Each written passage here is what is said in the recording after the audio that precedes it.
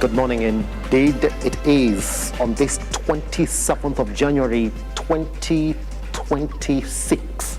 So it's still January. Yes, 4 days to end it. But that means that we have to wait up to, is it next week? Is next week? No, not next week. Just on Saturday, isn't it? For you to say we are done with January. So Sunday will be the 1st of February. Couple of things that you gotta know. Since 1986, this is the driest January ever on record. Yeah, I mean the temperatures are soaring quite high. For those people wondering what we are going to record as our highest temperatures today, it's going to be 32 in Nairobi. 32 degrees Celsius. That's really high. In fact, at 12 will be at 34. Some areas like Kitengela will be around 36. Oof. Yeah. Nowadays, our nights are about 25 degrees Celsius. That's hot. Well, the Met Department did say that in a couple of days, majority of places across the country we're going to receive the rainfall. But as things look like outside there, I mean, the sun is already up by now. I do not think that we're close to that happening. 5 minus 1 is 4. So we have 3 days to start seeing the rainfall, and we aren't seen it yet. Things that, hot. Well, hopefully you have woken up fine. We have a lot that we're going to discuss this morning. But just to give you a snapshot of what we're talking about is that Gachagua is under fire. His camp has come guns blazing against the government, the likes of Matiang'i, the likes of Gachagua, and then the bishops in churches. They've spoken. They've said it's 2026. For God's sake, we should not be doing this. Every other person who's looking at what's going on across the country is saying, why are we tear gassing church members? It's 2026 that this shouldn't be happening. But if you look at the critics of Gachagua, they're saying that every other thing, and I will be playing for you clips this morning of even Madeira Member of Parliament saying, we do know the one. He is stage managing whatever is happening to him, going over to even incriminating himself, saying we've been tapping his phone calls, and we do know very well that he's been in communication with a couple of police officers to come in and stage manage the chaos that we've seen accompany Gachagua's gatherings. And according to him, that is going to give him the sympathy vote that he does require at this point.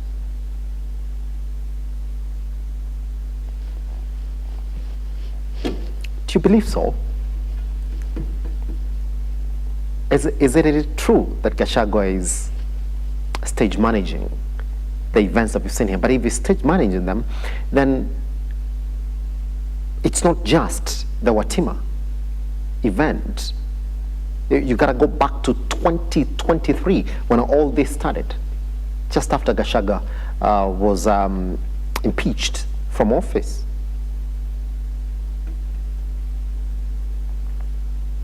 The hashtag is The Morning Drift. My name is Simba Elijah Shouts. Can I talk to us? Our WhatsApp lines are right there on your screen. That's exactly what we talk about this morning. We're going to look at the legality of these issues. We're going to look at the continuation of the hard-handedness of the government when it comes to, reining in on those people they believe are speaking opposite to what they are speaking. A lot to talk about this morning, and even look at what is happening in the UDA camp this morning and ODM. So much to get into. But for now, let's look at the newspapers this morning and see what you are waking up to. And as usual, we're going to start with the Daily Nation. See what I have this morning. It's the same story that we're talking about this morning, and there's a chronology of these events here. You got to start from November 2024 all the way to January 2026. Okay. 2024, suspected Mungiki gang members attack Gachagua in Limuru, Kiambu. December 2024, police officer hurls tear gas, disrupting meeting at Shamata, Nyandarua. April 2025, gunfire as Gachagua security men battle goons at PCA in Mwiki, Nairobi. 2025, Semia, February, guns disrupt Dorcas Gachagua's crusade at Kamukunji grounds, Nyeri. 2025, police, that's July, police goons confront Gachagua allies at AIPCA in Kigumo, Muranga. August 2025, armed youth attack former DP in Nairobi on return from a political tour in the US. 2025 November, police tear gas DCP leader during a by-election campaigns in Narok town. 2025, guns disrupt Thanksgiving service at PCA Kariobangi North. This one we covered it here. Again, our January 2026, rowdy youth attempt to block Gachagua from AIPCA in Gatundu South, Kiambu. There's also January 2026, guns and armed police raid SK Church in Othaya, Nyeri, forcing the ex-DP to flee. Now, this is the latest one, but you can see it's a flurry of these events that have befallen Gachagua. You know, storm over Gachagua, gun attacks. The clergy has condemned Sunday's disruption of a church service attended by former DP Rigathi Gachagua and demanded an end to the desecration of places of worship by police officers and goons. That story has been covered on page 4 and 5. All right. What unfolded at ACK Witima grieves as deeply. God's children were hurt within the very place that is meant to shelter them. Children struggle to breathe where prayers should rise freely. That's the Anglican Archbishop Jackson Olesapit.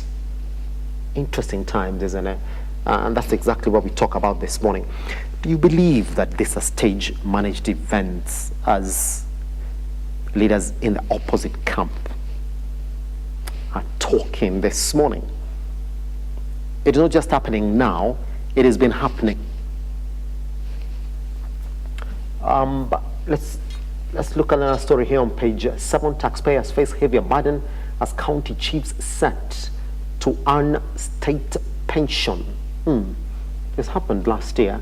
You do remember when the president met the chiefs. We have to pay them, isn't it?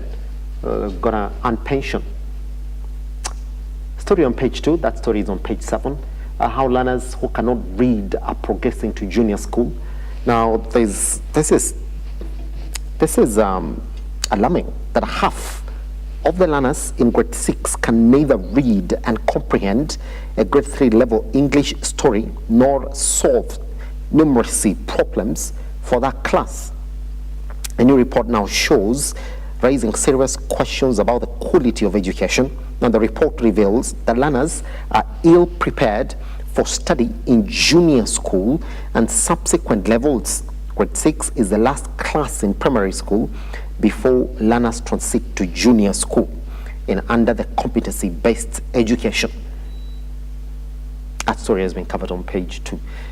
100% transition in the half of them cannot read and comprehend a simple English story.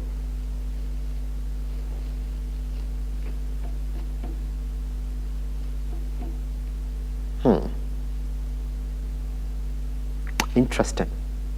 Yeah. So what kind of students are we, taking to senior school if half of them cannot read and comprehend a simple English story? Got some schools where grade 3 kids can read and comprehend a simple English story.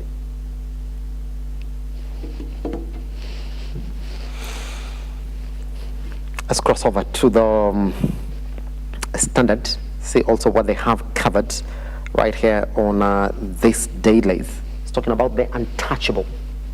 Yeah, 2 powerful Mount Kenya politicians, Muranga women rep Betty Maina and a Madeira member of Parliament Eric Wamumbi, are at the center of explosive claims linking them to the violent disruptions of former DP Rigathi Gachagua's church meetings As our disturbing scenes involving women and children emerge, the alleged actions have made a mockery of the title honorable, while police inaction has reignited fears that some commanders may be acting at the beck and call of politicians with influence, not the law, determining who is questioned, arrested, or left untouched, raising hard questions about impunity and whether some leaders are truly untouchable.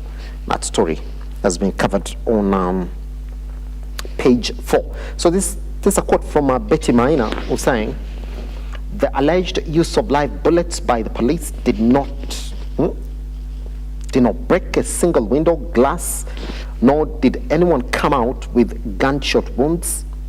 Your alarm invited the police, who came in cruisers armed with AK-47s, and coincidentally, they rescued you despite your hired goons pelting them with stones. Muranga Member Parliament, Muranga Woman Representative Betty Maina right there speaking on it. This is what Rigathi Gachagua is saying. Goons converged at the home of Madeira Member Parliament Eric Wamumbi for briefing, then moved to Witima armed with AK-47 rifles and tear gas canisters before descending on the church they had come to kill. That is according to former Vice President Rigathi Gachagua. And this is what we talk about this morning. Who is saying the truth in this particular story? And so why are so many leaders weighing in on this story? Those who are not even involved in it, saying they're untouchable, that there's some members of parliament or leaders in this country who cannot be touched, arrested, or even questioned by the police. It's 2026. I mean, what president are we creating for 2027 as a country? I even saw some posts where some youth leaders now in Northeastern are swearing that they will give Rigathi Gachagua protection if he goes to Northeastern. And they say they will do everything possible to make sure that he's protected and he comes and addresses them. This is what we're doing now. We're dividing the country into two sides. Those who are ready to fight and die for Gachagua, just for a political rally. But you also believe that it's time the church also pronounce themselves on this issue, that politicians should not come to play politics in church. We talk about that this morning. Just before we get there, then, let's cross over to what is trending this morning. Majority of these stories, by the way, are trending as well. And I'll jump into our first clip right here. It's one by Wamuchomba.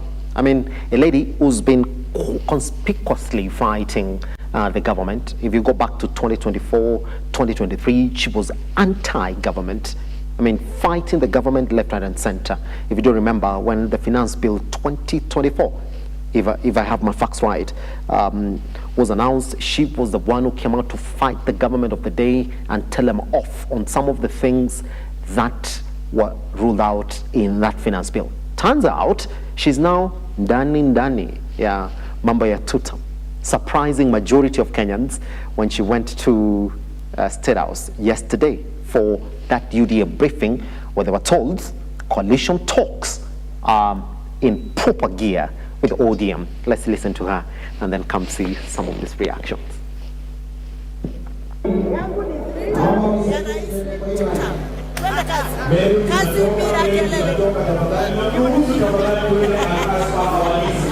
cannot change this. Yeah. I've decided this year I want maendeleo na kazi.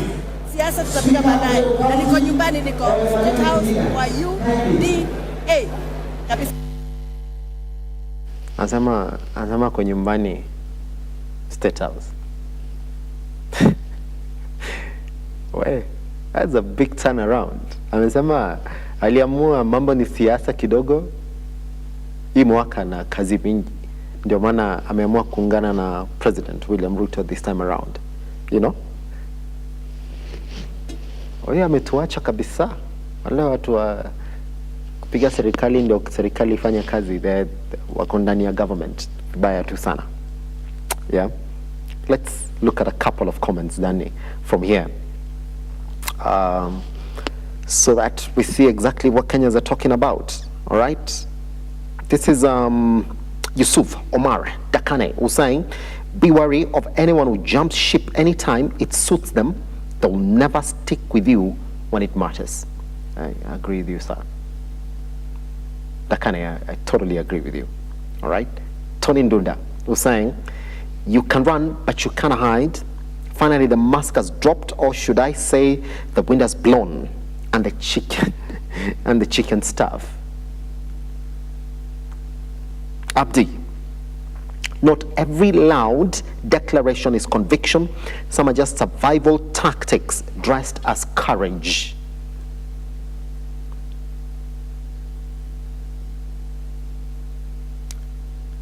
African Mind saying, pesa ni msema yote. Sparkles is saying, this is a joy rider. Let me clear on this. Omwanda was saying, politicians are fake, they do not care. Kababi was saying, I can't help but feel a deep sense of hatred for such idiocy.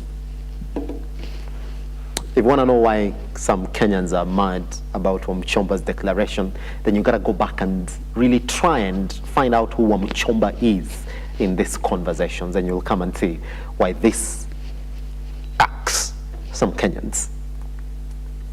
Yeah? Ako ndani alisema ako nyumbani State House. Uko State House tulikuwa nadhani si nyumbani bwana. Na mbona mambo ya UDA ilipelekwa State House? We'll talk about it as well. Good. Let's cross over to the next trending clip that we have for you this morning. It's a bit long. We're going to watch 2 minutes of it. There is this trend that's come up in this country, or in the city, should I say, where border riders are quick to burn property and vehicles whenever they're involved in a road accident. This is not the latest one. The latest one happened in Kimbo Sunday night, where a Toyota Harrier was also reduced to ashes by border riders in Kimbo when it got involved into an accident with a border rider. Is that the way to go? That every time you feel like you've been harassed, you burn property instead of calling the police to look into those issues. All right, this one is right in the CBD. If I'm not in the CBD, it's one of the states in Nairobi here, and this vehicle was reduced down to ashes. All right, let's watch it. Gari imewashwa. Woi.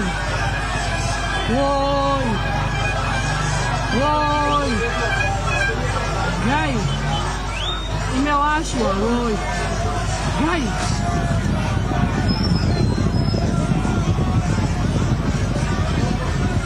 Gari.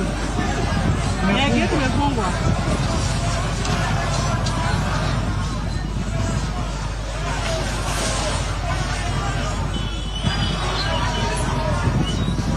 Gari. Haki imewashwa.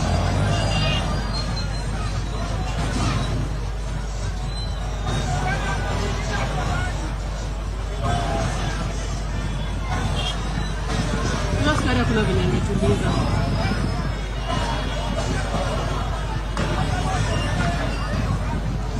Gari imewashwa. Oi.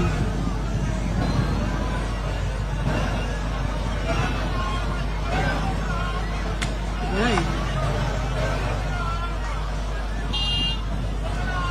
Gari ana vitu vile zinawaka. Gari.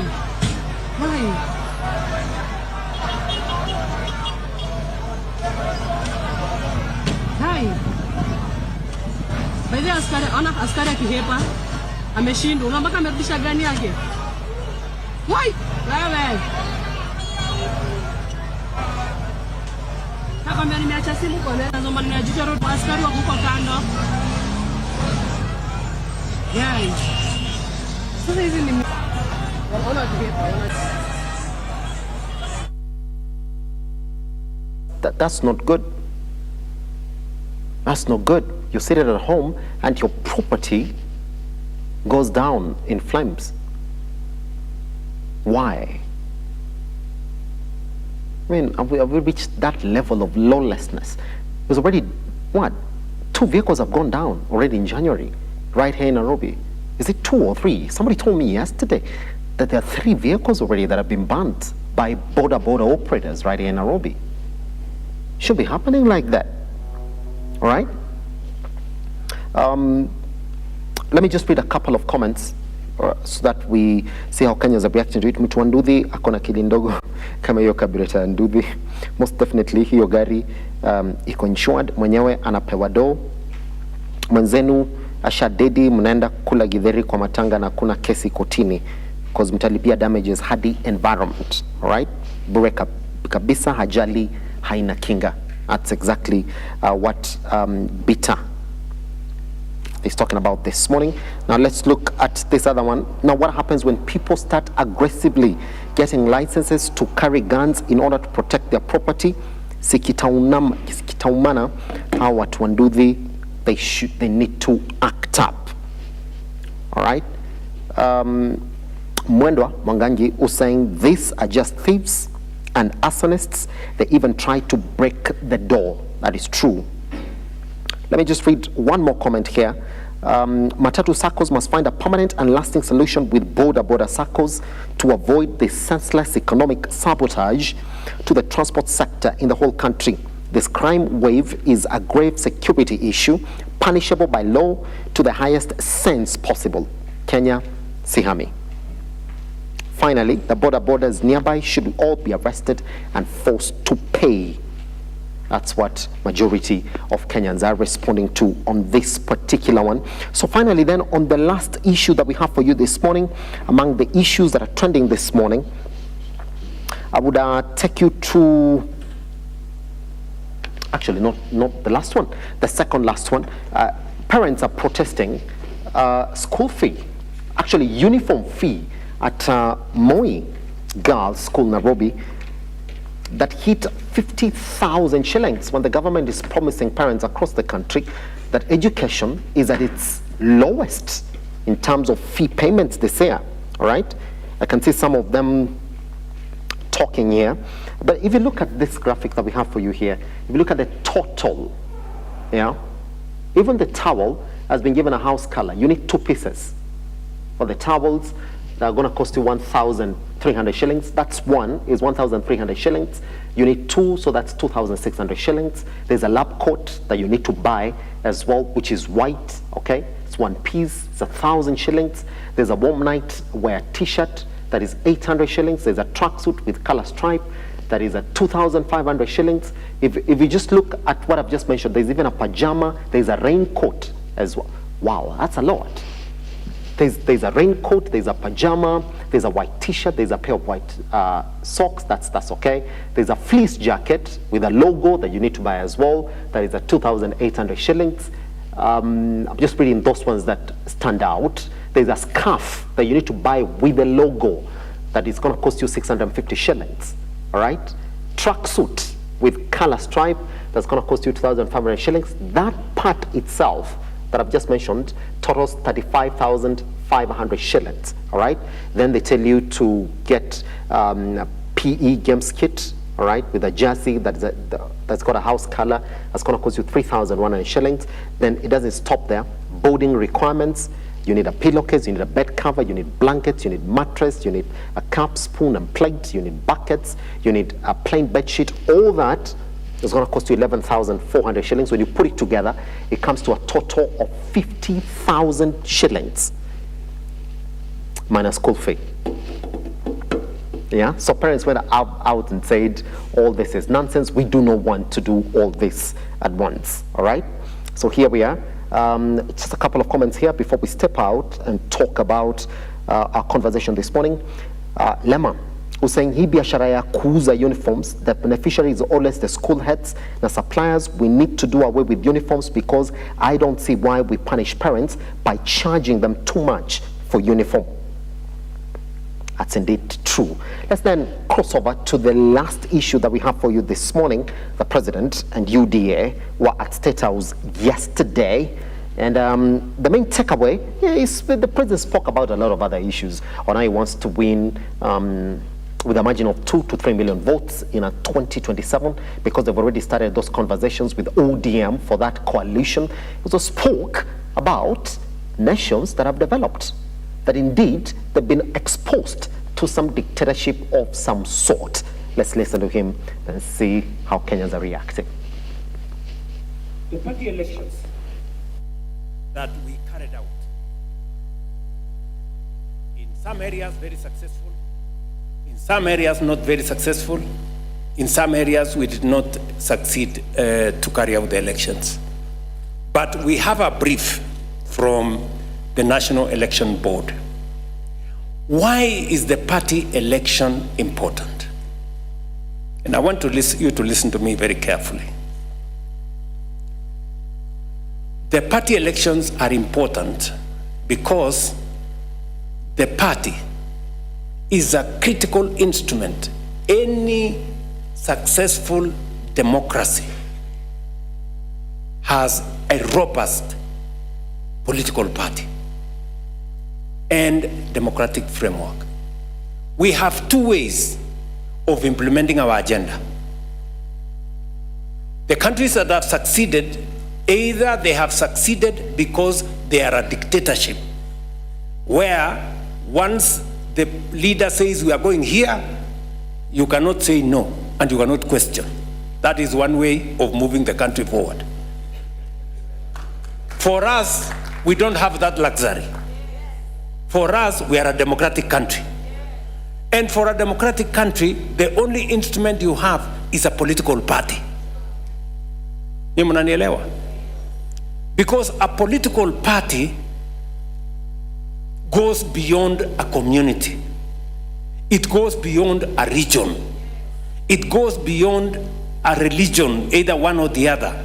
A political party unites people into one common vision and one common program. And that is why we are sitting here, from different parts of Kenya, from different religions, from different communities, but we are united by the fact that we believe in Kenya in a certain way. And that is why I want to encourage you. Successful countries that are democratic are built on the solid foundation of a political party. It is important for us. The political party is not the party leader. The political party is not the NEC or the NGZ. The political party is the grassroots. The polling station is where the political party is made or unmade. That polling station. So, I want to encourage you. If you go to any successful political party, its success is in the grassroots. All right, just a couple of responses here before we take a tiny breather.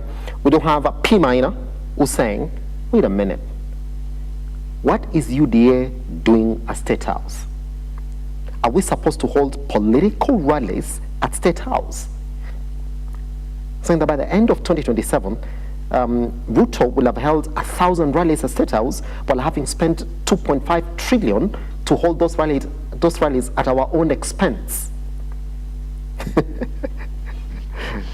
All right? Anthony Muhuma comes and says, well, you can write as you wish. The government is the party.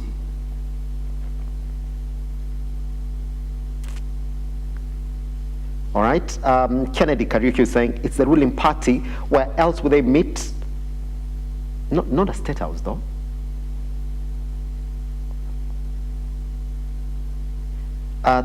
Tola Bahi, who's saying, you can as well make Trans Nzoia County Office, Tawe Center. Nobody will question that. Finally then, Godwin Kimtai was saying, the party leader of UDA resides in State House. What is Kenyans' concern? But State House is not for UDA, is it?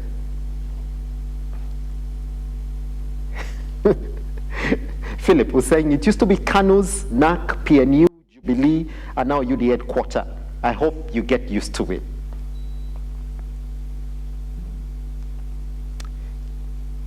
Mzili, who's saying, that is the sweetness of being in government.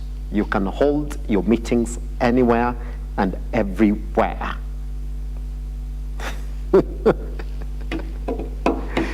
That's what it is, isn't it? Well, Kenya's divided on the president deciding to call all UDA members. There were a couple of, there was 800 MCAs, if I'm not wrong, a couple of members of parliament, governors and senators who met at UDA, who met at, you see, I'm also making that mistake, who met at State House yesterday, so that they could get a briefing on the party's plan for 2027 and the delivery of the agenda that they promised Kenyans a couple of years back, to be exact, 4 years ago. Is it not? All right, we take a tiny breather. Once we come back, let's look at the government's conduct in restoring law and order across the country. One man is fighting the state. Gachagua is speaking. Not only him who's speaking, the state is spoken, and members of both camps are also speaking about it this morning. The clergy is also speaking about it. We're going to give you that chronology this morning. I'll be introducing the guests who are joining us this morning. We're waiting for the final guest to walk into the studio. But either way, Ruth Boldo is here this morning. We shall be saying hi to her once we come back on our next discussion. I'll meet you after this break.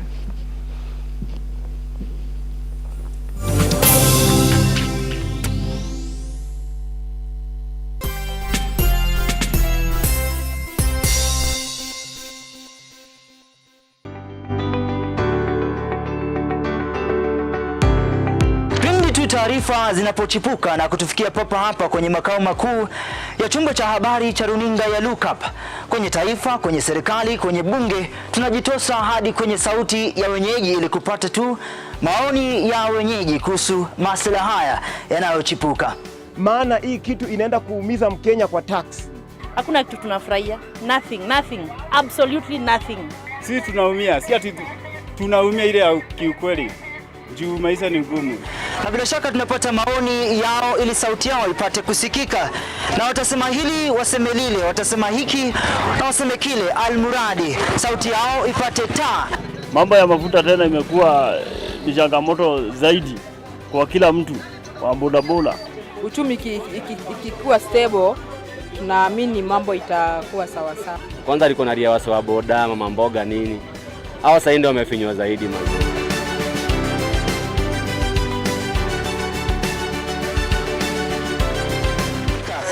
Mtazamaji, hii ni bunge la wenyeji.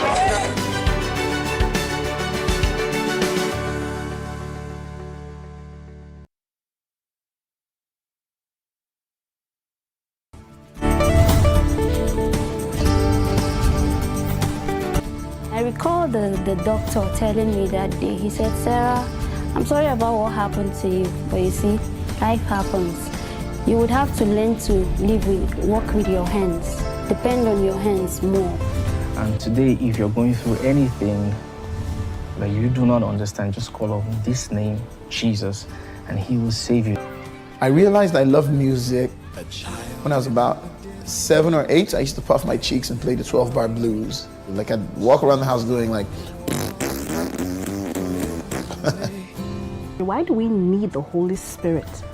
I mean, if you look at what Jesus said when he was leaving, he said, He is going, and that he will send the Holy Spirit as our helper. So God knows everything since the end, from the beginning, has a plan for your life. So to find that plan for your life, you must find God. When you find God, you will know the path for your life.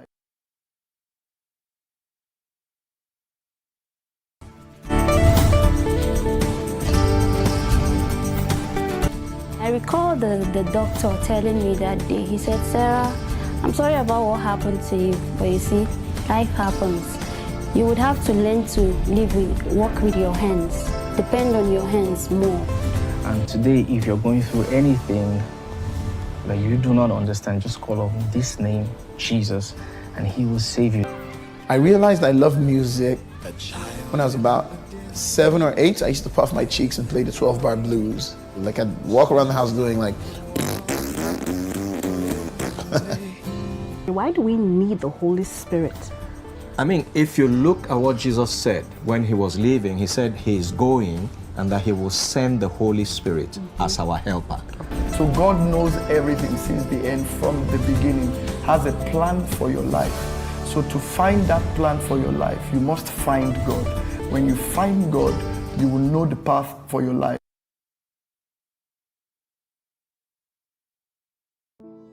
Save a Life is a non-profit organization that has taken the front line in transforming lives in the entire country. So far, we have transformed life of over 100,000 people through our programs, which include medical support, youth empowerment, street family program, feeding program, and climate change. Join us today as we transform lives. As we always say, service to humanity is service to God. Save a life, transforming lives.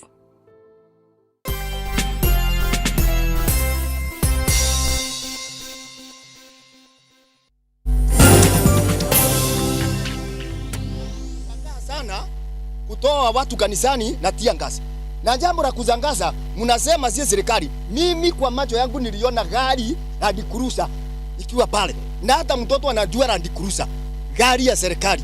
Na hapa mnasema ati sio sisi. Mna investigate nini? Hapo hakuna kitu ambayo mnaenda kufanya.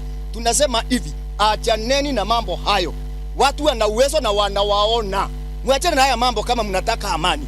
Kwa sababu watu wamekasirika na kanisa limekasirika, na kanisa ikikasirika, Mungu anakasirika zaidi. Na Mungu ana uwezo wa kuwatoa ama kuwahifadhi. Mkome kuattempt Mungu. Bwana wasaidie, na nimewakanya. Iwe mara ya mwisho kupigia watu kanisani.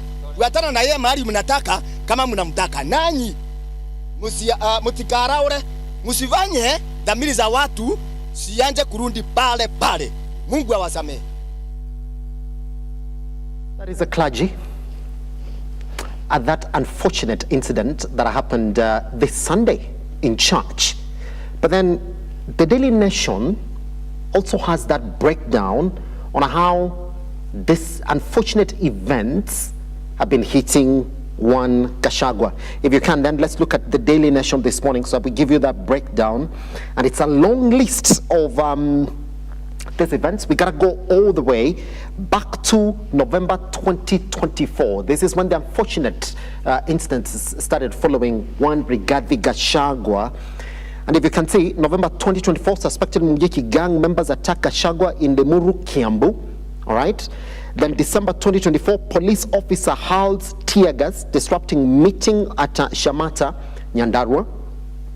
April 2025, gunfire as Gachagua security men battle guns at PCA in Mwiki, Nairobi. February 2025, guns disrupt Dorcas Gachagua's crusade at Kamkunji grounds in Nyeri. July 2025, police guns confront Gachagua allies at IPCA in Kigoma, Muranga. August 2025, armed youth attack former DP in Nairobi on return from a political tour in the US. November 2025, police tear gas DCP leaders during by-election campaigns in Narok Town. Goes on, November 2025, guns disrupt Thanksgiving service at PCA, Kariobangi North, Nairobi. This we covered here again in the studio. And January 2026, guns and armed police raid SEK Church in Othaya, Nyeri. Now, this is the latest one, forcing ex-DP to flee. All right. Now, if you can, Edgar, if you can give us the Daily Nation this morning, then. The headlines this morning is reading, Storm over Gachagua attacks.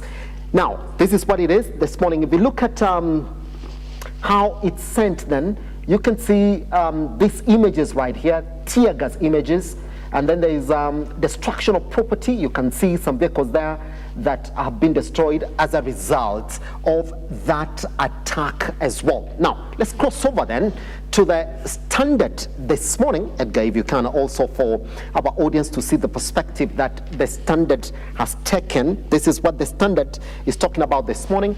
It's talking about the untouchable. Now, this is the headline they've given it. Two powerful Mount Kenya politicians, Muranga woman representative Betty Minor, this is it, and Madeira Member Parliament Eric Wamumbi are at the center of explosive claims linking them to violent disruptions of former DP Rigathi Gachagua's church meetings as disturbing scenes involving women and children emerge. The alleged actions have made a mockery of the title Honorable, while police inaction has reignited fears that some commanders may be acting at the beck and call of politicians with influence, not the law determining who is questioned, arrested, or left untouched, raising hard questions about impunity and whether some leaders are truly untouchable. We'll be telling you about the two sides then that are formed around this particular issue, and this Member of Parliament, Eric Wamumbi, is actually on record saying this morning that he knows the truth about how those attacks have been stage managed. That's the snapshot. So it doesn't start now. It's not the very first church attack we've seen. We've seen it before.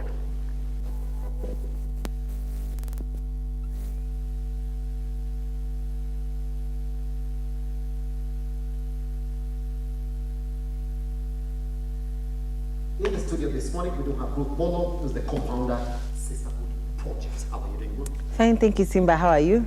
Fantastic. Happy New Year. Happy New Year. Good to see you. Good to see you too. All right. I mean, there's different ways to talk about it. The clergy has come out, he has spoken heavily against what happened in church this Sunday, but then two sides are formed in this story. There are those who are saying this is a stage-managed event, that Gachagua is seeking sympathy in this entire equation. But then you wonder, how far can you stretch your sympathy seeking? It goes all the way back to 2024, 2 years ago. There's a flurry of attacks that we've seen that have been accustomed to Gachagua's camp, and this is not the very first church attack we've seen. How do you help us understand this morning? I think before we get there, you talk about 2024, but I'd like us to draw back a bit to 2023. Yes. Simba, lest we forget that when Gachagua was deputy president of this country in 2023, he termed the police actions as very necessary to maintain law and order. Lest we forget that he dismissed the international and local human rights organizations, and when they raised issues of police brutality, he said that that is propaganda, and they are simply using it so that they can, as an attempt to discredit the performance of Kenya Kwanza and its administration. And finally, lest we forget that this same man, when he was deputy president, he encouraged the farm, as he called them, farm police actions. And he said that the police are acting within their mandate, and the police are allowed to use whatever necessary measures in order to ensure that they protect people and property, especially when they feel that chaos could erupt. Yes. He blamed NIS for failing to predict that there would be unrest. So these are his own words that are coming to bite him, number one. And this is a cycle that we have seen, that when someone is in bed with government, and I've said it always, when someone is in bed with government, then you are the darling. All your cases in EACC are out of the window. You have the freedom to talk to anybody and anyone, whatever time, whatever place. But the minute you're not in bed with government, then you're the enemy. And you have tear gas being your main meal served at breakfast, lunch, and dinner. You are not allowed to hold rallies. All of a sudden, the law is applied selectively. And so I think this is a cycle we've seen, and unfortunately, it's not just with this regime. It dates back. And so until we get a president who is going to take measures on some of the injustices that have been done, even previously, this is a cycle that will continue. And the worry then is, where does the buck stop? So for me, number one, I want to state categorically that until the day Rigathi Gachagua goes on the platform, apologizes for the remarks he made in 2023 because lives were lost when he was the deputy president. Yes. So until he takes a mic and apologizes for those statements, takes credit and takes and accepts that he has a part to play in where we are at now on matters police brutality, I think he doesn't have the moral authority to talk to us about police brutality. Yes.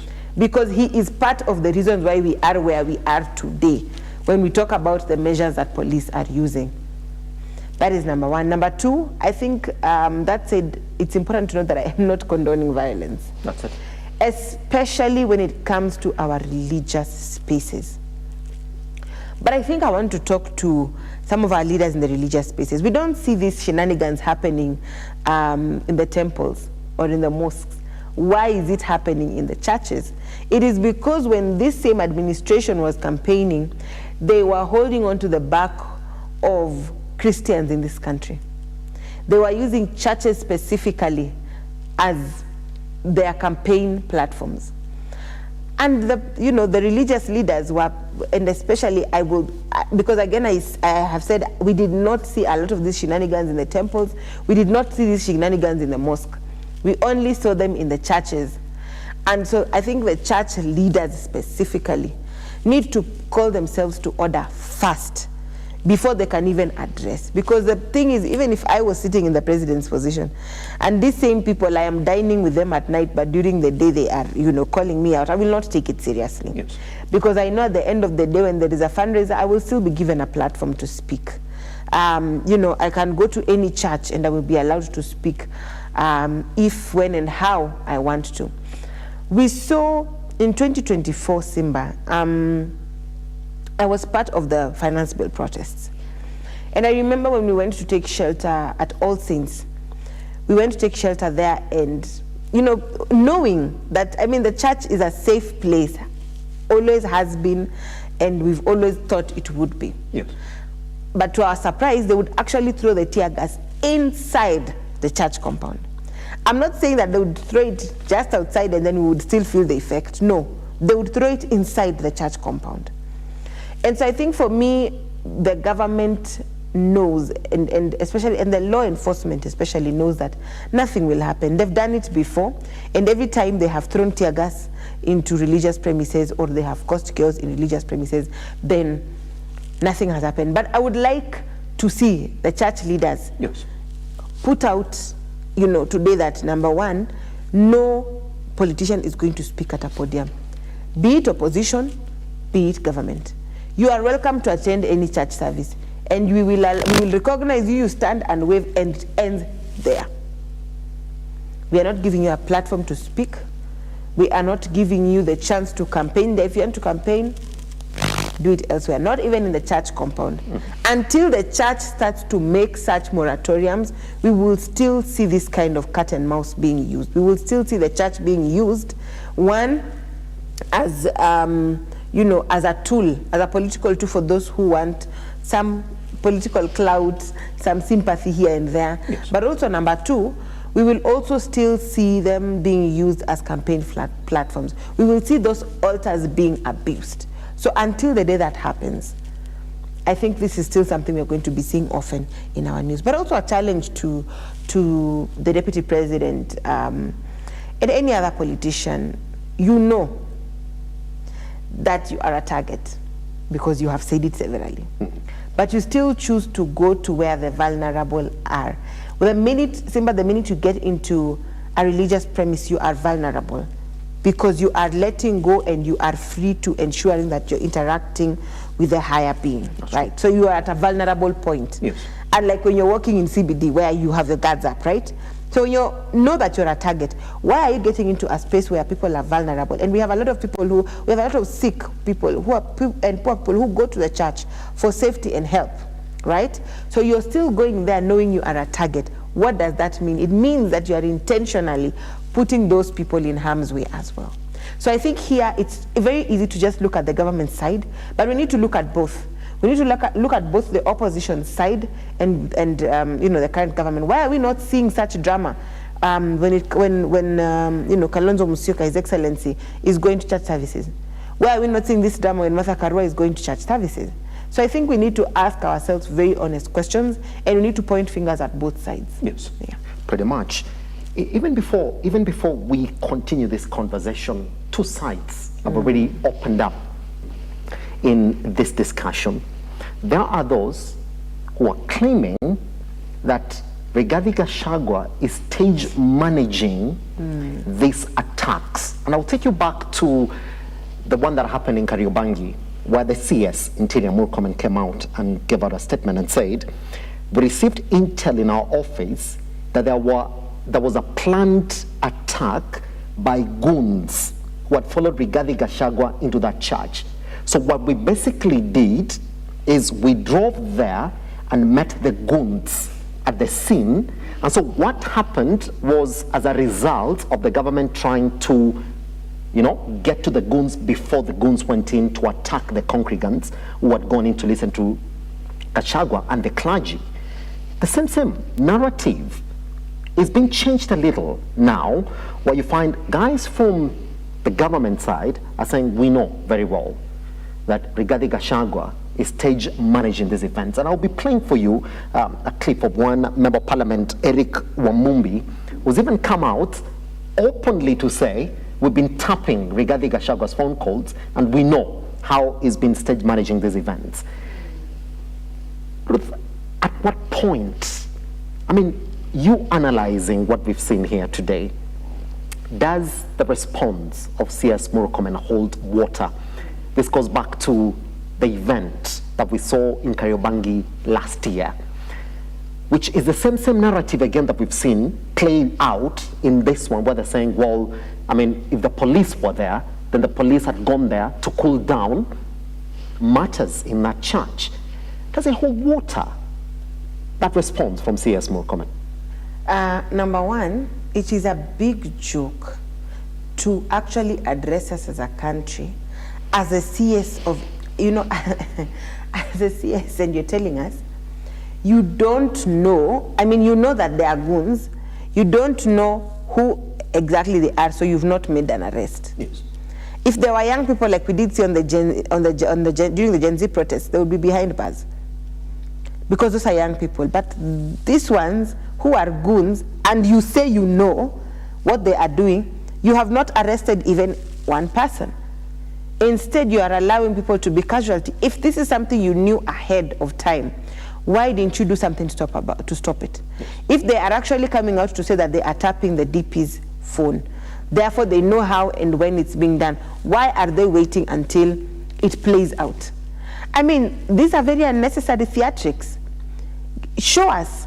Let's speak through your actions. Don't come and give us long stories over media statements and press conferences.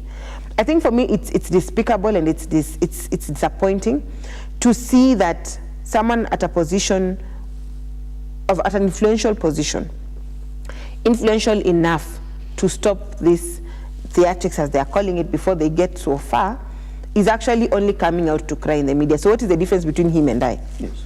Because I equally don't have the power to arrest anybody or coordinate that. So I think for me that is one major concern, because it then means that if you cannot manage goons at that level, how can we entrust you to be able to manage terrorists when they are planning an attack in this country? How should Uganda's Muhoozi decide to come to war at us? How do we trust that you will lead us to victory? That's it. If you cannot handle mere goons who you actually know are coming, and you have the information, and you've been monitoring, you say you've been monitoring, and you've been listening in on the calls, so you can easily pick out who is the person on the other side, and you can stop it before it happens.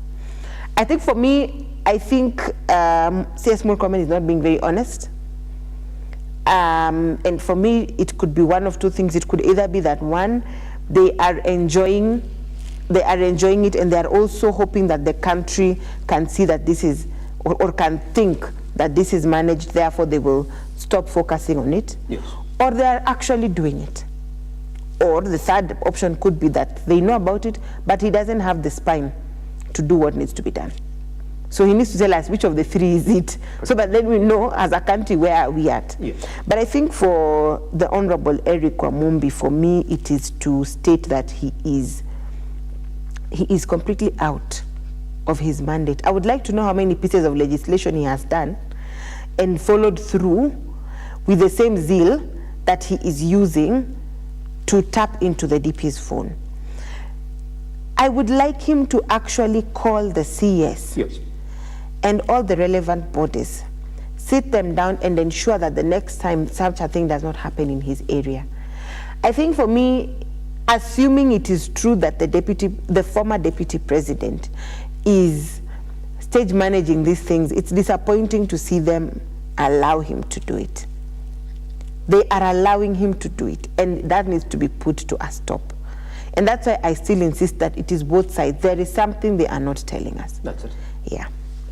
Let's listen in then to one Fred Matiang'i. There's a lot of leaders who've come in to weigh in on this particular issue. One, Kalonzo Musyoka. We can't play all those clips this morning. Kalonzo Musyoka said, if anything dares happen to one Rigathi Gachagua, then President Dr. William Ruto will have no government. That's what he said. Warned the president that let anything happen to Gachagua, you want to have a government. Also, Matiang'i, who is now allied to his camp, had a couple of words to say about that particular event. Let's listen to him, then come back and talk about it. Ambao mimi leo nataka kuzungumza wazi mtindo ambao unapangwa na serikali kwa kuangaisha viongozi wa upinzani, wa kuangaisha wale ambao hawaelewani nao. Huwezi kuwa na kitendo kama kile tuliona jana kule Odhaya without county security team ya Nyeri kujua ni nini ilikuwa inafanyika, kwa sababu National Intelligence Service officers wako mpaka kwa sub county.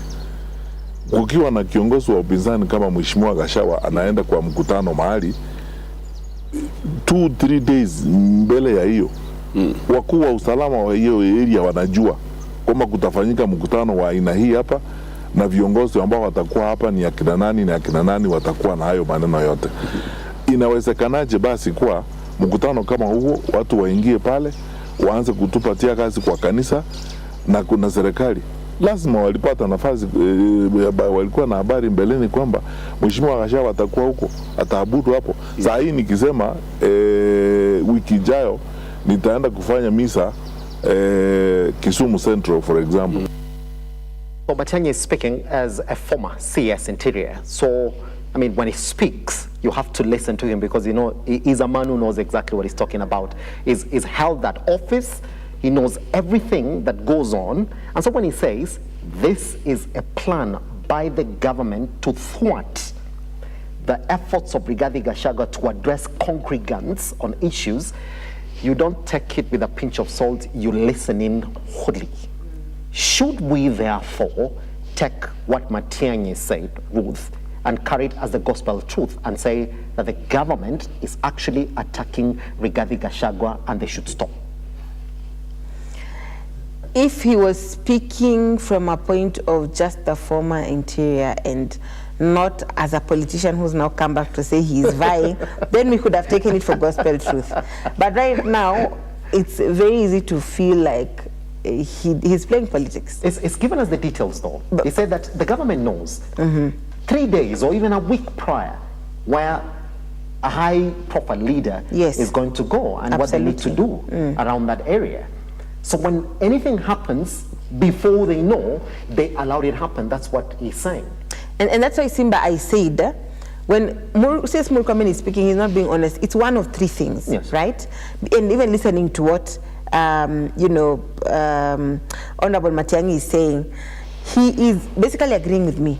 Because number one, it means that the CS knows that there's planned chaos, but he doesn't have the capacity to handle it. He doesn't have the capacity to lead his troops to handle it peacefully. Yes. Okay.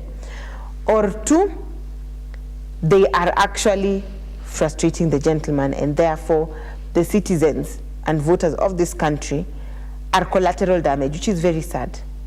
Or number 3, they know that Gachagua is stage managing this, and he is the one organizing the chaos, and so they have allowed it to continue play out so that, you know, Kenyans can feel this is too much, we don't want anything to do with this gentleman. Yes. So it can only be one of those 3 things. Either they don't have the capacity to do it, or they know and they have allowed this to continue, happening, or they are actually frustrating him. Yes. It can only be one of those three things. That's it. Yeah.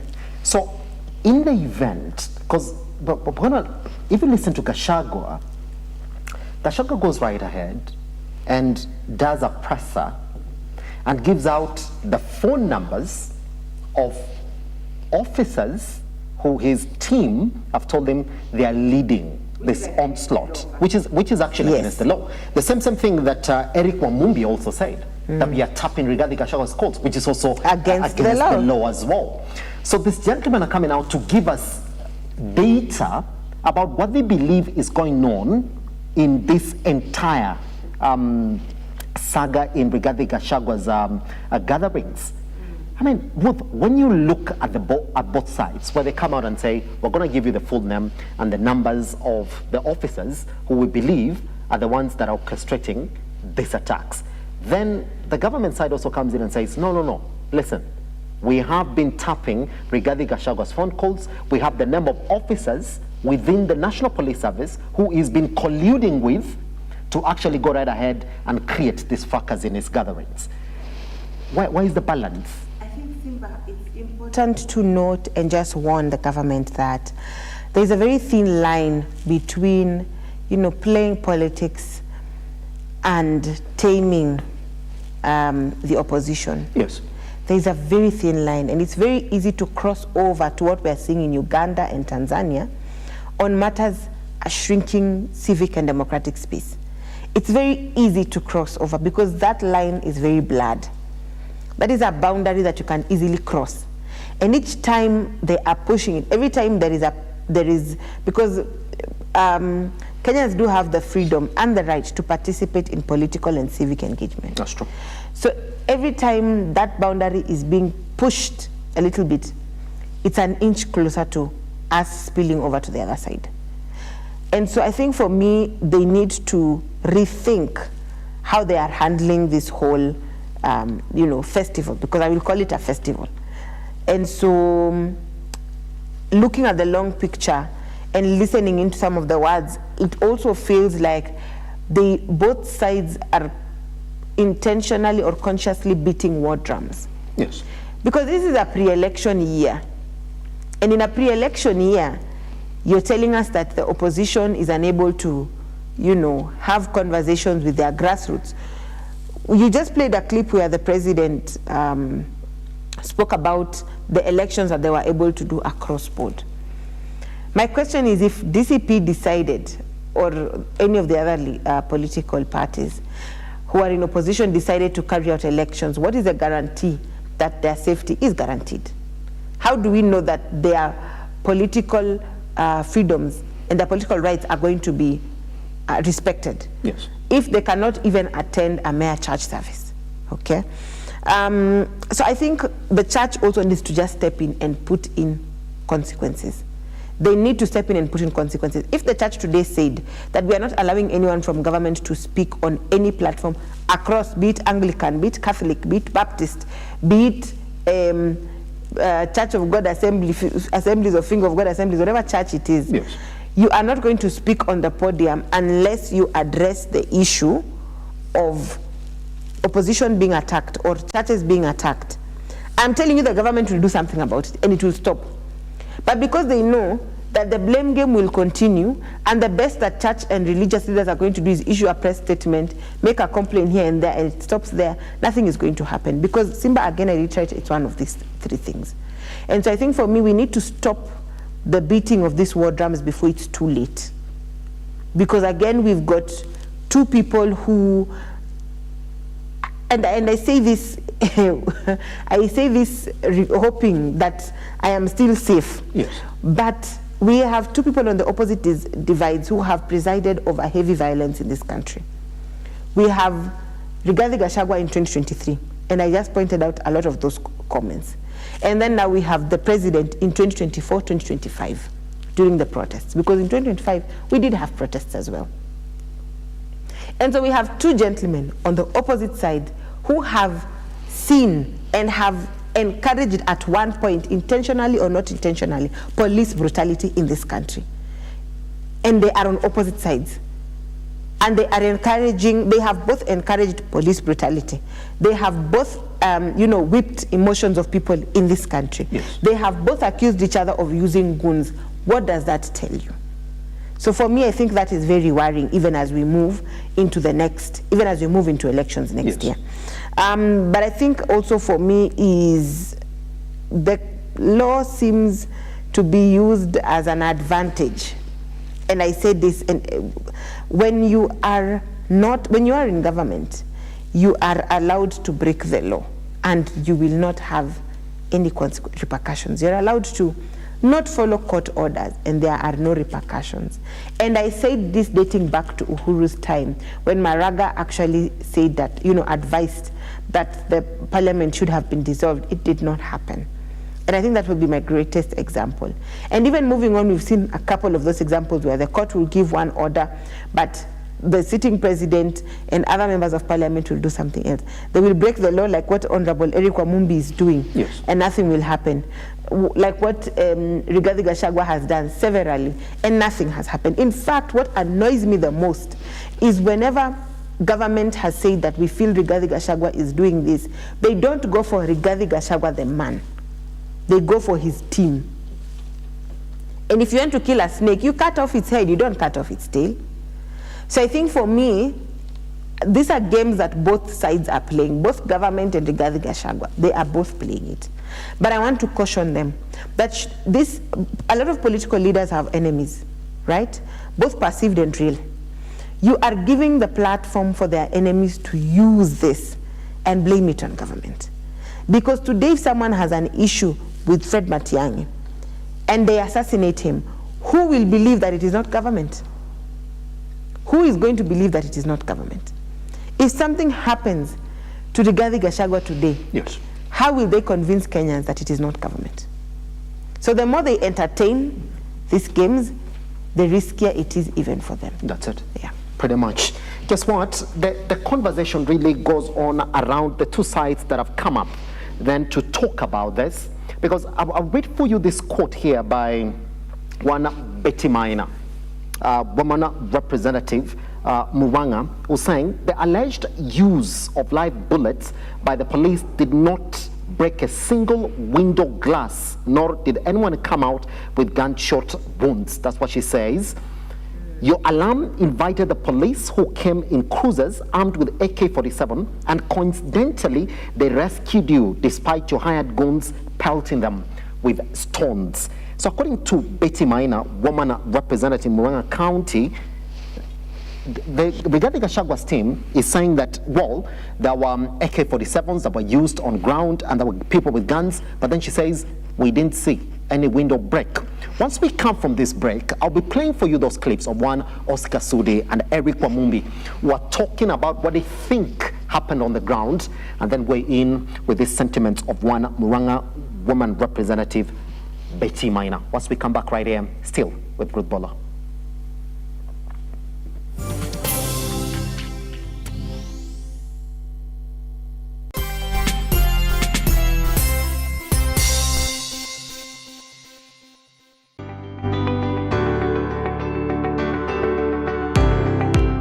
Taarifa zinapochipuka na kutufikia papa hapa kwenye makao makuu ya chumba cha habari cha runinga ya Lookup, kwenye taifa, kwenye serikali, kwenye bunge, tunajitosa hadi kwenye sauti ya wenyeji ili kupata tu maoni ya wenyeji kuhusu masuala haya yanayochipuka.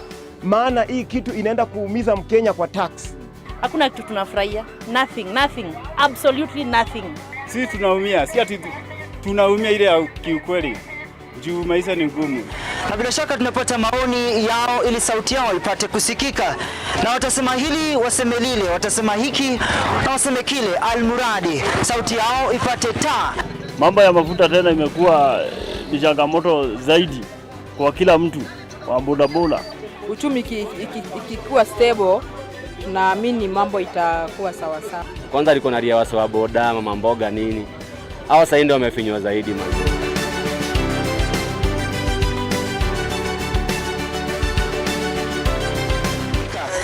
Mtazamaji, hii ni bunge la wenyeji.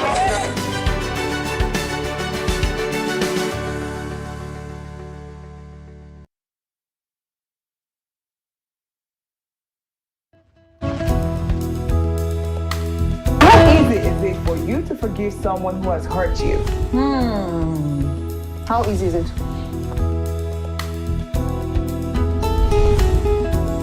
What are some tips, a person can apply to improve their public speaking skills? We all have personality lazy somewhere around us.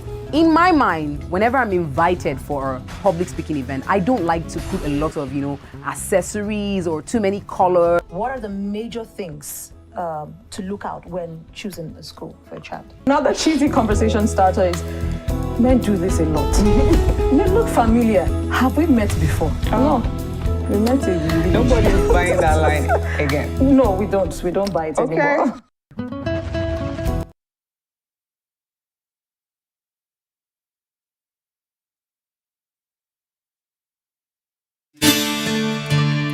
Do you need a dose of hope? If so, you are in the right place. We think of ourselves around here as hope dealers, delivering truth, power, and inspiration to hearts and minds all over the world. If nothing else has worked for you, why not give the God thing a try? For it's in the presence of God that you'll find everything that you need. Amen.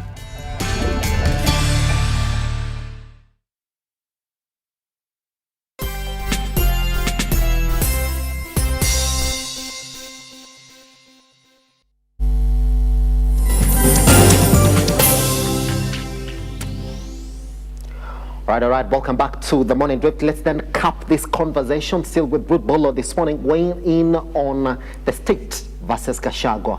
Is it just insecurity or just events playing out how they should not play out in these events? Now, just before we went on break, I told you exactly what Betty Maina had spoken about. There are a couple of people who've also been speaking about it, but the most interesting one is one by Eric Wamumbi, who's come out to say, I know, we know.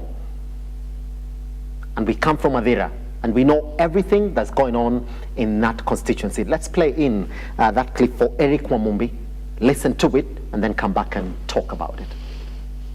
Painting her baby passed home. Painting her leg in Wetima. To say that she they said that there was a baby who passed on. Very reckless statements. That baby belonged to a family. When you circulate on social media and you circulate the photos of that baby on social media and you see that she has passed on, you are being petty. The families who are out there will see that the photo of that baby. They came later to say that it was a lie, that baby had not passed on. You can do better, Rigathi Gachagua. You can do better. We saw Cleopas Malala say that, Rigathi Gachagua has been abducted. Then there is a video showing Rigathi Gachagua being escorted by the same goons he had posted that they are goons to a motorbike that was waiting for him. The person on that motorbike that was waiting for Rigathi Gachagua comes from Madeira. I know him.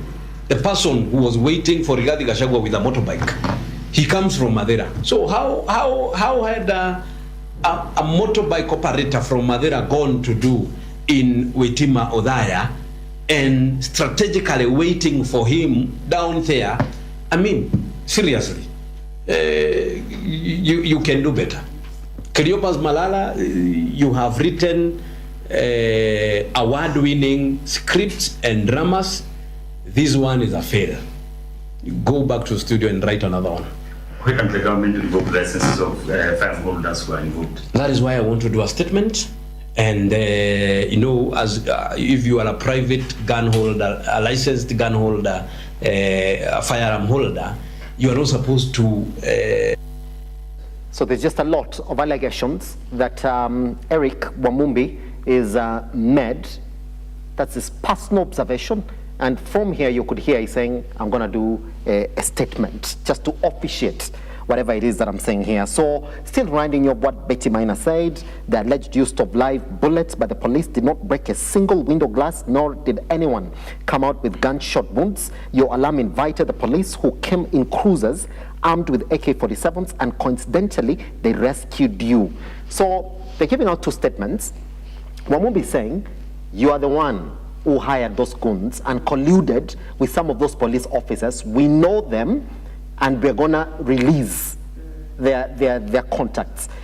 Betty Maina is saying, you raised the alarm, the police came and they rescued you.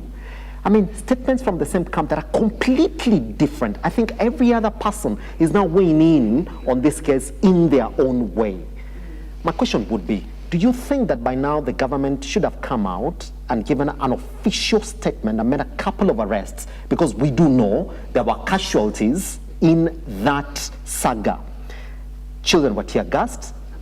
A lot of others got bruises. There was damage to property. We've seen the pictures themselves. Do you think that it's too late now for the government to come out and start allowing this to play out the way it's playing? Is somebody somewhere sitting and saying, it's fine, let it play out?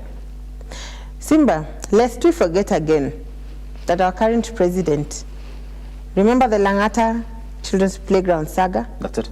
Remember the children who were tear gassed? Yes. So what makes us think that he felt anything when these ones at Odaya were being tear gassed? I mean, there's precedents that has been set before.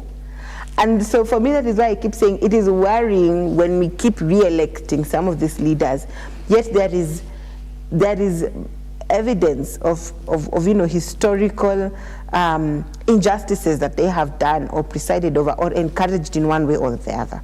Okay, and it saddens me to hear leaders speak and say that bullets did not even hit a single window. Yet we have seen that in this same country, a bullet that was meant to just disperse a crowd hit and killed a young child who was just sitting at the balcony of their house. So whereas you are using it to say that it is okay that they shot live bullets because it did not hit even a single window, what could have happened? Could it have gotten to someone that, who was not even in that premise? And yet we know what the justice system in this country looks like, especially for people who have gotten injured within, within the political environment, be it protests, be it campaign platforms. So I think for me that is a very reckless statement by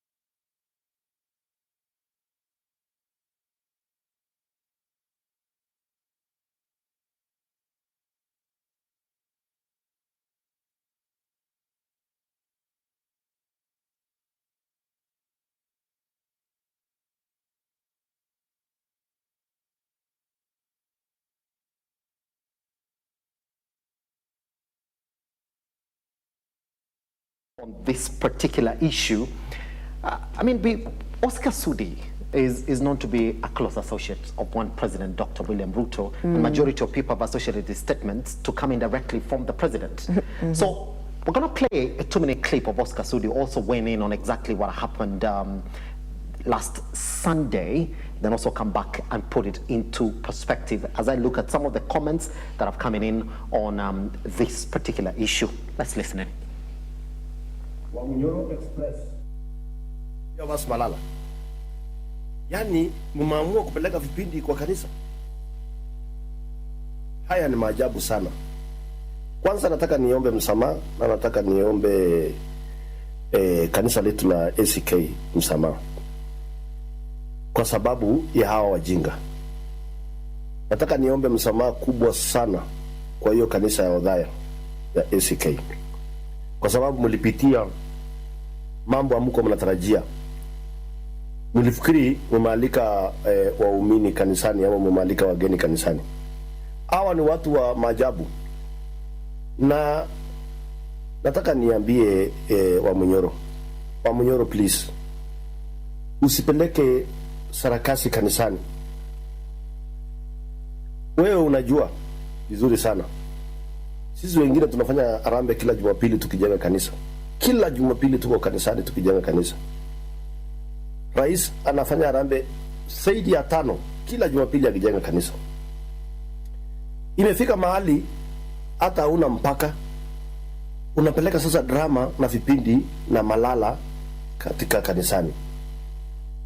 Yani badala hata mngetafuta harambee ya wanafunzi wamelemewa ama something na muende mfanye hiyo drama kule, mnaenda kufanya drama kanisani, alafu mnataka kublame serikali kwa sababu mnataka sympathy.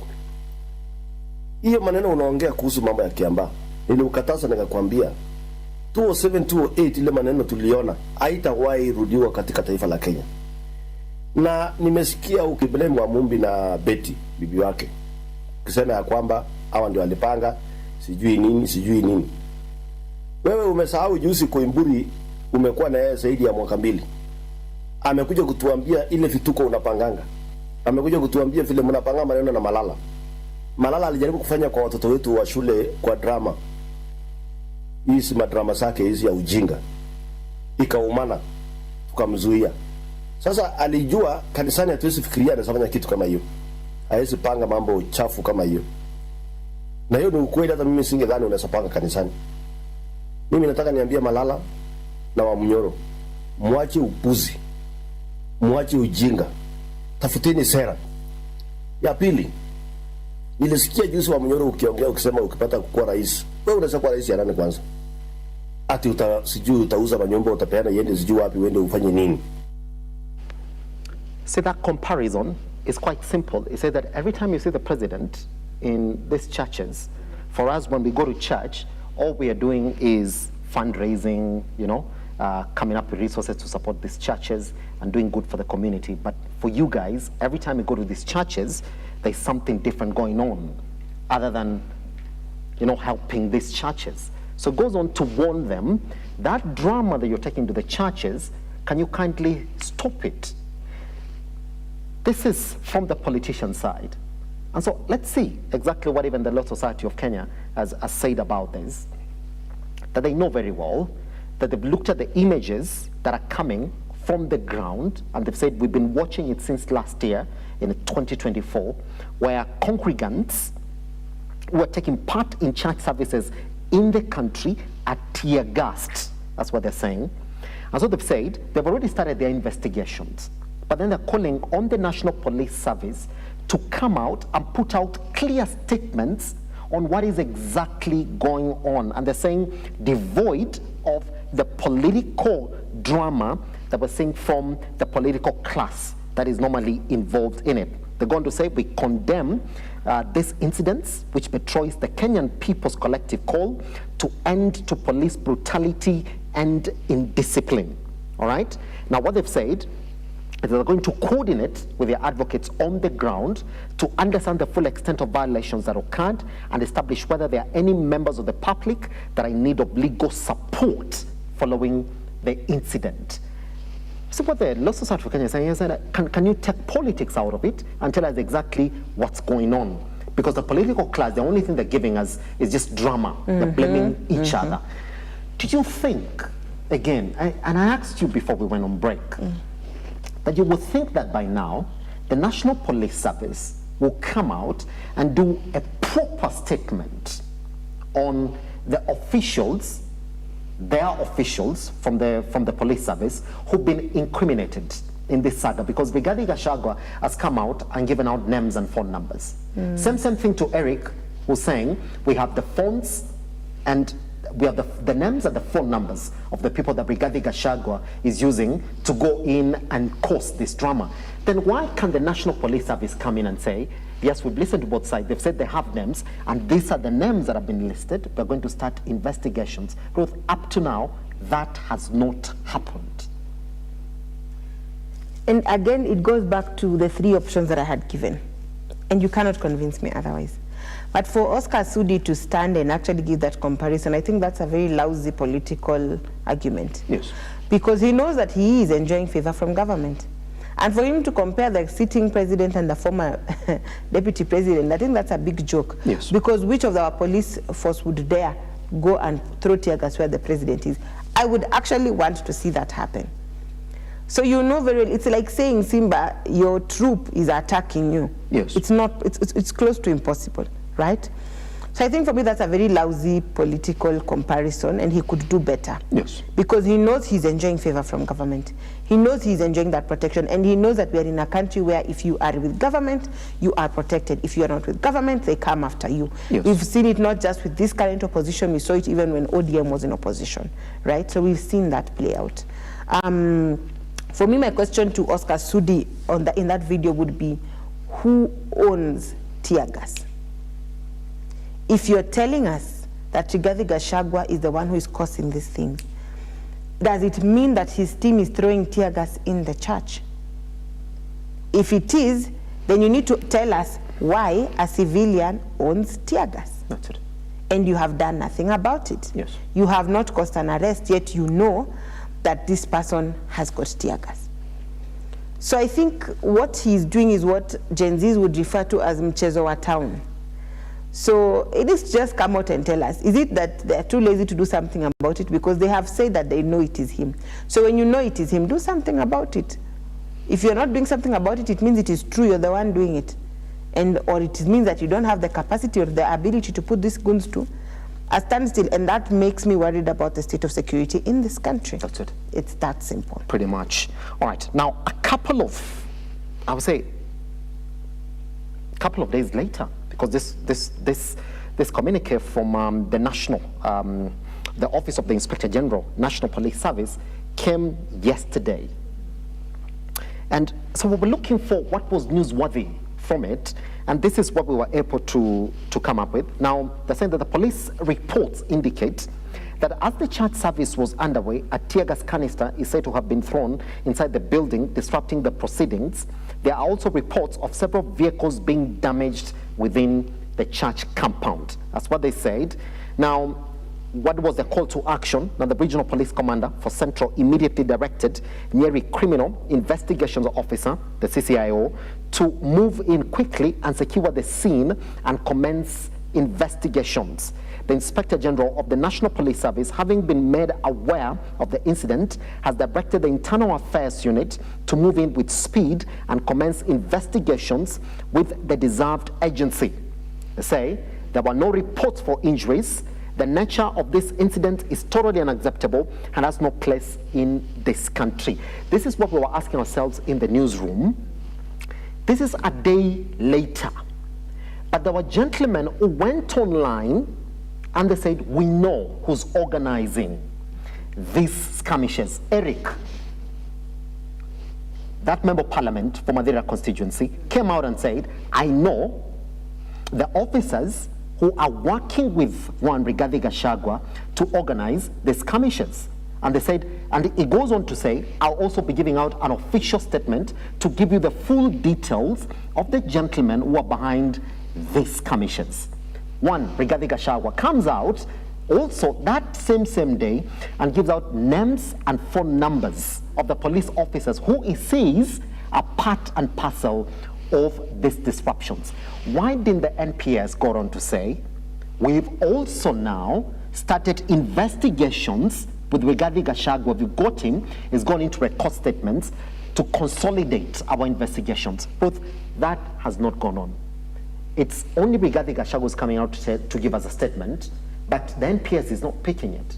They're not telling us what has happened to that gentleman who Rigathi Gachagua named. They're not telling us what Eric, a member of parliament for Madeira constituency, those names, whether he's given them out. They're not saying that. All that we've gotten from this statement is that there will be investigations. Started there, died there.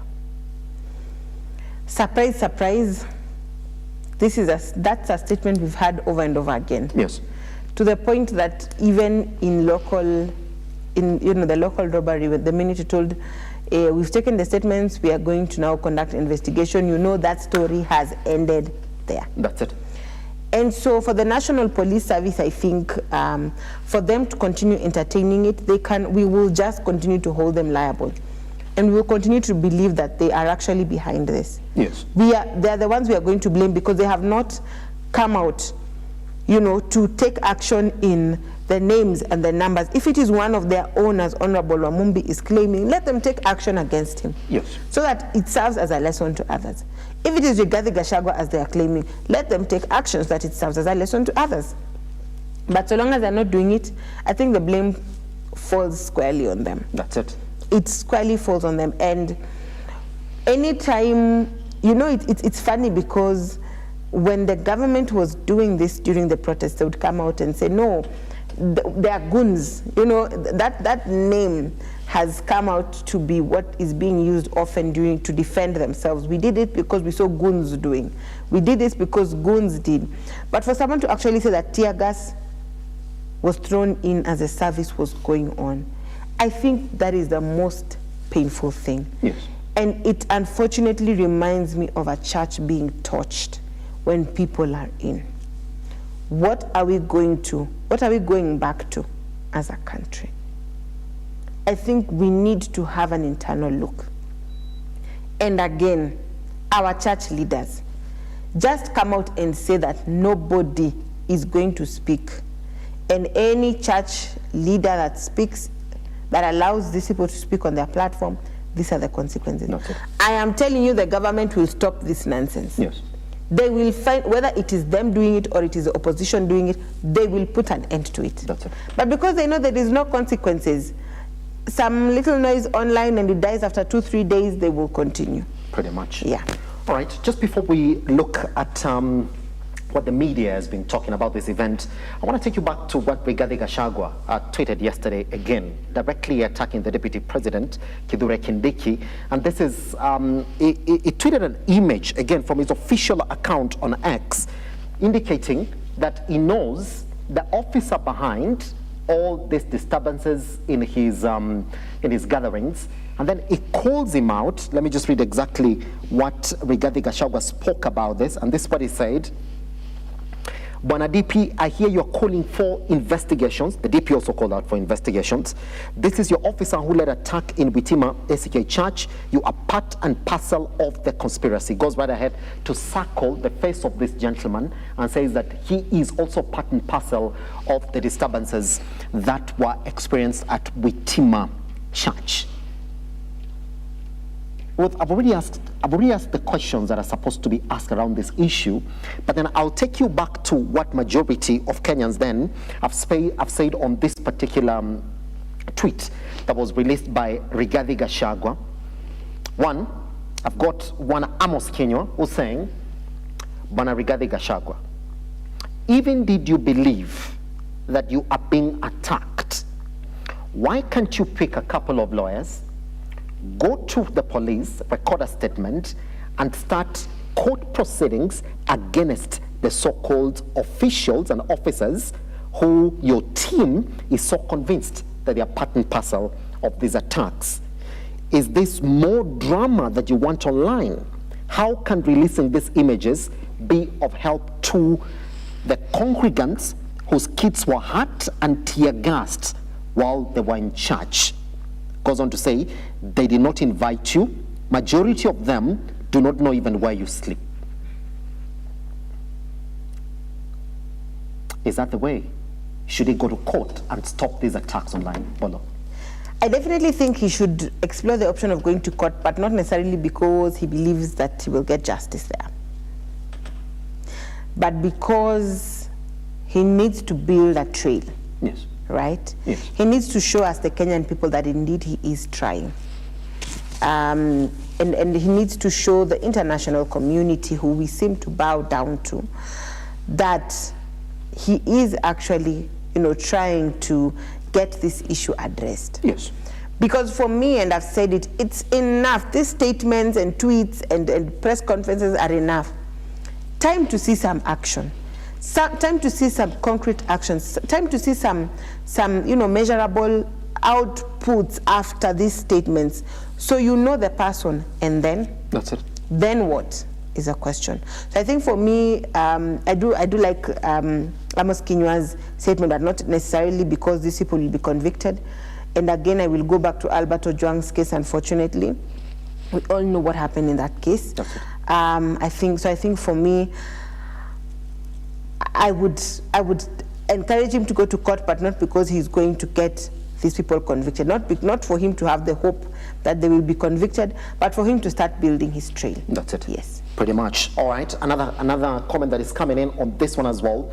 This is from Maxwell Mbai this morning, was saying, I tend to think the churches deserve what they're getting for welcoming politicians and giving them all the attention. You've discredited the church. All right? Even Raila never plotted his schemes in churches. That's what he's saying. Do you believe that the churches should do a total blacklist of politicians talking politics and development matters in these churches, that they should go outside church and have these gatherings there? Like I said, until the church does something and gives very stringent consequences, then we are going to continue seeing these political dramas, as they have been called. Yes. We need the church to just come out and say, we are banning, complete ban. Yes. Whether it is Legio Maria, whether it is Baptist, whether it is Catholic, whether it is Anglican, whether it is Presbyterian, whatever church it is, we've come together and we are saying that we have put a ban on politicians speaking. You are welcome to come, and we will allow you to stand and wave, and it ends there. That's it. But when you come with your cameras, all they will do is help us live stream the service, because you will not speak, not at the altar, not at any podium, not at the parking, because we are defiling the altar, for crying out loud. That's it. So I think the churches should just come out and say that we are putting a ban. And I'm telling you, something will actually change. Because the church has been one of the, churches and funerals are one of the largest campaign platforms for politicians. So you close one tap and they will actually turn the situation around. So I think the churches need to do something about it, and we are tired of them, coming out to give these statements. Let them actually go ahead. Yes. And give some consequences. Let them give some stringent measures, so if they really mean business. Otherwise, giving us statements and then you're in bed, you're dining with both sides, the next minute, it doesn't really do anything for anybody. Yes. Yeah. Pretty much.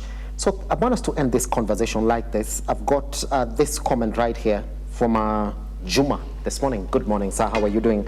And thank you very much for watching us this morning. We're saying proper, insightful conversation with Ms. Bolo this morning. Can you kindly remind her that all this can be stopped by the president actually standing and saying this has to stop? The buck starts and stops with the president. All this drama around him can end today if he stood up and said, I do not want to see any other person, either Rigathi Gachagua or any other politician, attacked for just speaking in church. I think, let me start by saying that I agree with him, but I also need to remind him to be very realistic. Yes. Because, again, like I said, we are in a country whereby when you're in bed with government, you're safe and you're in good books. When you're opposing them, then you need to watch your back. you're not, you need to watch out for court cases, you need to watch out for opportunities. So that is a reality we need to confront and see how, because the first step is acceptance, then you start this, drafting solutions to change, right? And so that is something that we need to remember. That is a reality that we have in this country. And so how do we then expect that a perpetrator is going to be the one to give us the solutions? Because he's watching these things. Remember, again, like I said, when the protests were going on, he did nothing about it. It had to take this country almost crumbling down. And actually his first reaction was to give a very fiery, very angry response. And when this country was almost crumbling down is when he came back with, the legislators standing beside him to show solidarity, to just tell the country, look, I've had you and this bill is no more. This is the person we are expecting to stand in a podium and start and stop this conversation. I mean, the reality is he's not going to do it. And because he's not going to do it, and we have seen that his hand needs to be forced, that's why I'm asking the churches to come out and give stringent measures. We are asking Rigathi to go to court. And like I said, because he has the ability to start and stop it, he knows that he can simply speak and say, I don't want this nonsense to go on. And he has not done it. Yes. It could be one of three things, because the CS of Interior is a representative of government. He's a representative of the president, right? Because he answers to the president. And of course to the citizens, but his direct command comes from the president, right? So it means that the President William Samoei Ruto knows that it is him and his team that is actually carrying out that injustice in the churches. Or two, the president knows the exact people from Gachagua's side that are doing it, but he does not have enough of a spine to put it to a stop without causing citizens to be collateral damage. Yes. And that should worry all of us, even those in government, because it means that your security, your personal security is questionable. But three, it means that he knows those people, but has chosen not to do anything about it because he is enjoying the political dramas that are going on. Yes. It can only be one of those things. Pretty much. Yeah. Oof. How this would go down is just for us to watch and see exactly how it is. It's not just one attack, it's been a series of attacks that have been projected to one Rigathi Gachagua. I'm ending this broadcast with one comment here from Ian this morning. Ian, thank you very much for watching us this morning. Who's saying, Rigathi Gachagua is the same man who said this quote, if you go to the streets, do you want the police to come there and kiss you? That was back in 2023. He's saying, now that he's not being kissed, he's here crying. Move away from churches, take your political drama to the streets.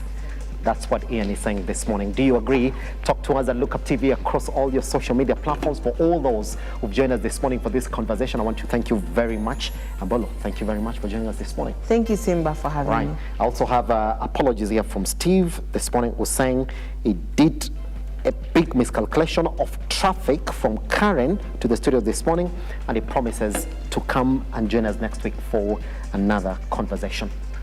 That's it. Online at Look Up TV across all your social media platforms. The hashtag is The Morning Drift. I'll see you tomorrow for another conversation. Good morning and goodbye.